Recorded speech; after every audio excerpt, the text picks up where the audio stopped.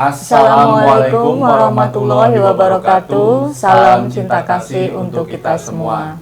Halo sahabat perjalanan 7 dimensi. Sekarang kita ketemu lagi, kita bincang-bincang lagi, ngobrol santai lagi. Sekarang kita akan membahas perjalanannya Sunan Muria. Kemarin kita sempat jalan-jalan ke sana Bu ya, ke Sunan Muria ya. Oh iya, sahabat perjalanan 7 dimensi. Kita kenalin dulu nih sahabat kita. Mr. Didi. Kirain lupa. Enggak dong, selalu ingat saya Mas. Siap. Kita di sini sekarang ngobrol bertiga, biar lebih semangat lagi nih obrolannya, biar lebih hidup lagi. Nah, sahabat perjalanan 7 dimensi, kemarin itu kita balik lagi nih ke pembahasan Sunan Muria. Kemarin kita jalan-jalan ke sana tuh tempatnya ada di Gunung Muria ya, Desa Colo. Itu bagus banget buat sahabat perjalanan 7 dimensi, sekalian refreshing, terus ziarah di Kudus dan sekitarnya. Kalau dari sudut pandang Bu Dewi, pada saat kita ke makam Sunan Muria, itu gimana?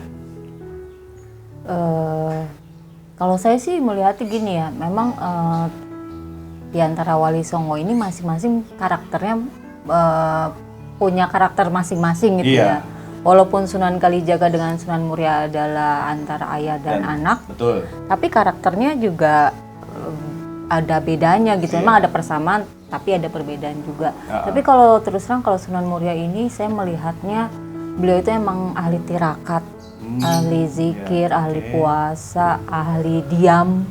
Jadi beliau itu jadi hening dia, lebih banyak heningnya ya. Iya, Masya Allah deh. Pokoknya beliau itu wajahnya itu teduh, tapi senyum terus, tapi tidak banyak bicara. Tapi sekali bicara itu langsung dalam ya, pemaknanya dalam. Bahasa hakikat. Bahasa hakikat, oke. Kalau dari Sunan Muria sendiri, beliau mempunyai murid ya Bu? Iya, kalau murid setianya itu ada 11. Cuman kan yang kita lihat di sana itu yang dikhususkan ada 2 ya. Iya, Pangeran. Pangeran Pangeran Canda. Iya, Pangeran Panda. Oke. Di situ bagus banget ya tempatnya ya. Iya, bagus banget. Berarti beliau di situ maksudnya dengan lingkungan di situ, dengan bersosialisasi di situ berarti hidup banget ya dengan apa yang beliau sampaikan gitu. Iya, jadi beliau itu walaupun turunan bangsawan tapi beliau lebih menyepi ke gunung. Karena memang ya di samping tadi beliau itu ahli tirakat. Kalau ahli tirakat pasti kan dia lebih senang dengan tempat-tempat yang hening, yang sepi gitu ya. Nah, beliau juga lebih senang berinteraksi dengan rakyat jelata gitu. Emang seperti orang tuanya juga ya. Iya, cuman kalau Sunan Kalijaga kan beliau masih di Kesultanan di sana kan, masih dekat dengan wilayah Kesultanan. Tapi kalau Sunan Muria ini beliau menetap di gunung sampai wafatnya pun di sana gitu. Berarti selain ibadah beliau tidak terlibat lagi dengan hal-hal apapun kayak pemerintahan seperti orang tuanya dengan seperti sunan-sunan yang lain. Tetap beliau kan masih anggota Dewan Wali Songo, tapi ya beliau tetap ada masukan-masukan strategi pemerintahan, tapi beliau itu tidak mau duduk di dalam struktur kepengurusan seperti itulah. Hanya di penasehat aja, kalau dimintakan saran, beliau menyampaikan sarannya gitu. Iya, tapi kalau dari sisi keilmuan, beliau cukup tinggi loh ilmunya. Tinggi ya? Tinggi kan, ada cerita tuh, gurunya itu kan namanya Sunan Ngerang ya. Iya. Nah, jadi gurunya beliau itu sama gurunya Sunan Kudus ini sama nih. Nah, terus anaknya ini terkenal kecantikannya, namanya Dewi Roroyono. Oh, sama dong namanya sama Bu Dewi. Iya. Emang di mana-mana. Biasa emang kalau yang namanya Dewi itu ya emang selalu ini ya diperebutkan ya. Masya Allah. Oke. Nah, jadi si Dewi Roroyono ini cantik sekali gitu. Nah, akhirnya jadi ada teman seperguruannya tuh namanya itu Kapa ya. Diculik lah Mas Kapa ini. Nah, akhirnya sebenarnya gurunya ini sakti banget, tapi memang udah skenario-nya Allah juga kali ya, dan skenario si ayahnya ini, siapa yang bisa membawa kembali anak saya itu akan dijadikan pasangannya. Padahal Sunan Muria ini sudah menikah dengan Dewi Sujina. Nah, Dewi Sujina ini saudara kandungnya Sunan Kudus. Oke. Gimana Mas Didi Menarik nggak ceritanya? Seru sih. Seru ya? Ya, terus terang kalau gue pribadi sih, gue senang sama sejarah-sejarah gitu. Oke. Makanya ya pengen kayak seperti apa sih kalau lagi Iya. ngobrol-ngobrol. Makanya ikut gitu kita loh. jalan-jalan dong. Nah, Makanya siap. sekarang kita ajak di sini nih ngobrol-ngobrol gitu kan. Iya. Iya. Emang waktu kita sekolah dulu kan belajar itu kayaknya kok begini ya? Textbook banget lah. Iya. Membosankan, kayaknya nggak enak gitu ya. Mungkin jangankan zaman kita, zaman sekarang juga mungkin anak-anak juga mulai nggak tertarik lah kalau disuruh ngambil kuliah, ambil jurusan sejarah atau filsafat. Kayaknya enggak deh, enggak banget gitu kan. Padahal sejarah itu sampai kapanpun tuh terus Betul. terpakai. Sebagai bangsa mungkin kita Iya. juga jangan lupa dengan kulitnya lah. Nah, gitu betul. kan ya. Apa namanya? Kacang lupa kulitnya. Kacang, betul. Karena kan apalagi beliau-beliau ini kan mensiarkan, mendakwakan Iya. agama gitu. Cukup sulit juga loh untuk berada di suatu tempat di gunung gitu buat berdakwah. Iya. Nah jujur nih, ini pertanyaan sebenarnya dari gue nih. Kira-kira kenapa sih Sunan Muria itu apa sih Mas namanya aslinya? Sorry. Raden Umar Said. Raden Umar Said ini kenapa milih daerah di daerah Kudus, ini Gunung Muria, sebagai ya. dia untuk dia menetap di apakah ada mungkin perintah dari bapaknya atau mungkin dia dengan gerakan hatinya di jalan ke sana, kira-kira seperti apa sih? Di satu sisi sih beliau ini yaitu dia sebenarnya kan dari ayahnya memang senang berinteraksi dengan rakyat jelata. Dari Sunan Muria ini melihat sosok bapaknya seperti itu, dan jadi beliau pun mencintai rakyat jelata. Nah karena beliau ini ahli tirakat, pasti deh kalau orang ahli tirakat dia akan menyepi, entah itu ke arah laut, entah itu ke arah gunung. Nah beliau ini memilih gunung, dan itu pun pasti bukannya saya mau ke gunung, itu enggak, beliau meminta petunjuk dulu. Jadi sudah berdialog dalam dirinya tuh, sudah ada dialog dengan yang menciptakannya gitu ya. Jadi Iya. beliau tuh terbimbing ya, Iya. terbimbing sampai ke sana ya. Dan pasti beliau minta petunjuk dulu dengan Allah harus kemana, dan ditunjukkanlah ke sana. Dan kebetulan memang di desa Colo itu, di gunung itu, kepercayaan Hindu Budanya masih kuat Masih waktu kuat, itu. Pada saat dia masuk masih kuat. Masih ya, kuat. dinamisme Iya. itu ya. Iya. Nah, hanya memang beliau ini tidak langsung turun dakwah gitu, bukan. Jadi beliau menunjukkan akhlak, beliau bantu untuk mengajarkan tentang bertani, beliau mengajarkan tentang bagaimana nelayan, berdagang, beliau ajarin dari situ dulu. Jadi mendekati melalui akhlak. Oke Bu, kan di sana tuh ada buah itu cuma ada di Gunung Muria ya, buahnya ya. Kalau dari sudut pandang Bu Dewi, buah itu khasiatnya apa sih Bu ya? Parijoto kan? Iya betul, buah parijoto. Parijoto. Jadi buahnya tuh kecil-kecil, mirip buah buni, warnanya juga merah agak ungu. Iya, gitu. yang kita lihat kemarin itu ya. Kalau menurut saya sih itu salah satu karomahnya beliau ya. Jadi beliau itu kan selain karomah kesucian, karomahnya juga untuk pengobatan juga sampai sekarang masih terasa gitu loh. Salah satunya ya buah parijoto itu. Jadi siapa yang sulit punya keturunan atau mungkin ada masalah kandungan gitu, makan buah itu ya insya Allah dapat. Iya, kayak ikhtiar lah ya. Iya. Kayak ikhtiar lah gitu. Jadi sih dulu katanya itu campuran madu dengan habatus sauda.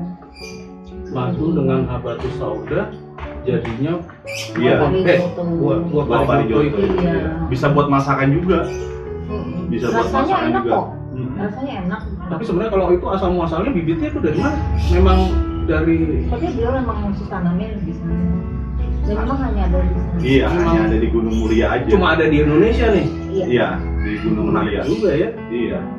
Gitu. Oke, kalau dari Bro Didi, Ini kayaknya kita ngomong udah banyak ya. Mungkin ada satu nih yang ngelitik, mungkin sedikit balik lagi, mohon maaf ya Bu ya. Tapi ada satu yang apa ya? Gue sedikit pengen masalah Sunan Ngerang nih. oh itu Jujur. Ngerang ya? Sunan Ngerang ya, Ngerang. Iya, Ngerang. Iya. Jadi jujur aja, gue baru denger itu masalah Sunan Ngerang nih. Kira-kira kalau dari beliau sendiri tuh kalau secara silsilah ada yang maksudnya Keterkaitan. ya Ada yang menarik. Iya. yang menarik mungkin kira-kira ada nggak Bu kira-kira yang berhubungan dengan ya mungkin tanah Jawa mungkin ya gitu loh. Saya nggak tahu kalau ngomongin Sunan Muria, Sunan Kalijaga tuh hati tuh kayak ini banget gitu ya, apa namanya, kayak ada hubungan batin gitu ya, sepertinya sih kayak gitu.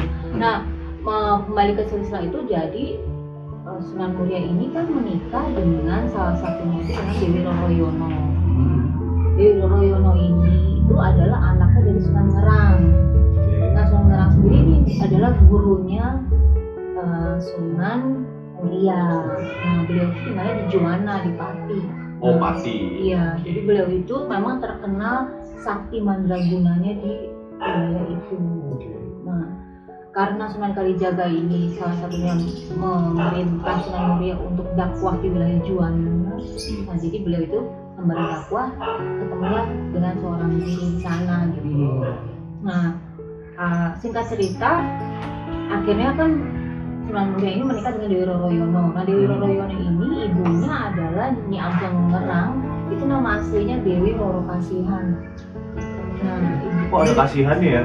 Iya. Nama itu doa ya. Jadi beliau itu wali perempuan lah kalau kita bilangnya gitu. Jadi beliau itu memang keturunan-keturunannya itu memang dari Soleh ya, keturunan Soleh. Dan kakek neneknya itu adalah Jaka Tarub. Wow. Dan Dewi Nawang Wulan yang bidadari Kahyangan itu. Menarik banget tuh. Oke, kok Nah. kayaknya Sendiri ya. perlu dibahas lagi tuh, kayak seru nih. Iya. Maksudnya ada keterkaitan antara mungkin penyebaran Islam di Indonesia dengan legenda Legenda Jawa. Iya, mungkin ya. betul. Itu mungkin satu titik ya di Iya apa? kan dari Ki Ageng Nyai Ageng Ngerang ini kan asal muasalnya cikal bakalnya turunan dari Raja-Raja Mataram. Nah, makanya penembalan Senopati itu sendiri nanti ada hubungannya dengan Kunconosari itu sangat erat hubungannya di situ. Nanti kita akan bahas di berikutnya. Tapi yang pasti antara Sunan Muria dengan Dewi Roroyono ini memiliki keturunan satu perempuan. Nah, dengan Dewi Sujina itu anaknya kan pangeran santri. Nah, beliau itu yang jadi dipati di Kadilangu yang makamnya Sunan Kalijaga. Cirebon. Iya, dan sedangkan keturunannya dari Dewi Roroyono sendiri ini perempuannya itu pun jadi wali gitu, walaupun beliau itu perempuan. Dewi Roro Sari Nawangsi namanya. Oke, menarik banget silsilah beliau ya. Ternyata ada sampai ke Jaka Tarub juga loh. Iya, dan sampai sekarang keturunannya masih ada kok kalau kita bisa menelusuri. Secara silsilah. Iya. Kalau kita menelusuri lagi terus masih ada keturunannya beliau ya. Jadi kalau dari Dewi Sujina itu lebih kuat ke Sunan Kalijaga ya, ke laki-lakinya ini turunan wali laki-laki. Kalau dari Dewi Roroyono ini turunan wali perempuannya di sana. Oke. Mungkin ada pesan basirah dari beliau Sunan Muria. Kalau beliau itu sampaikan begini, jadi makam itu adalah miniatur persinggahan yang di dalamnya tersimpan sejarah, terkubur sejarah. Yang tercium itu hanya makna-makna ilmu. Nah, mungkin kalau menurut sudut pandang saya ya, mungkin gini. Jadi salah satunya mungkin seperti yang saya sendiri pernah bilang, kalau kita ziarah itu selain kita mengingat kematian, kita juga mempelajari sejarah tentang yang kita ziarah, menjadi suri tauladan lah gitu ya. Nah, di satu sisi lagi kita hidup kan pasti akan menemui kematian. Pasti. Nah, artinya kita ini sedang menulis sejarah kita sendiri nih selagi kita hidup. Jadi ayo kita nulis sejarah kita yang baik, karena itu hanya itu yang akan terkubur gitu. Dan ilmu-ilmu itu ambillah maknanya dan itulah dilakoni gitu. Akan dikenang oleh generasi kita selanjutnya mungkin ya. Oke, untuk sahabat Petusi Perjalanan 7 Dimensi, itu pesan basirah dari beliau. Semoga bermanfaat untuk kita semua. Assalamualaikum warahmatullahi wabarakatuh. Salam cinta kasih untuk kita semua.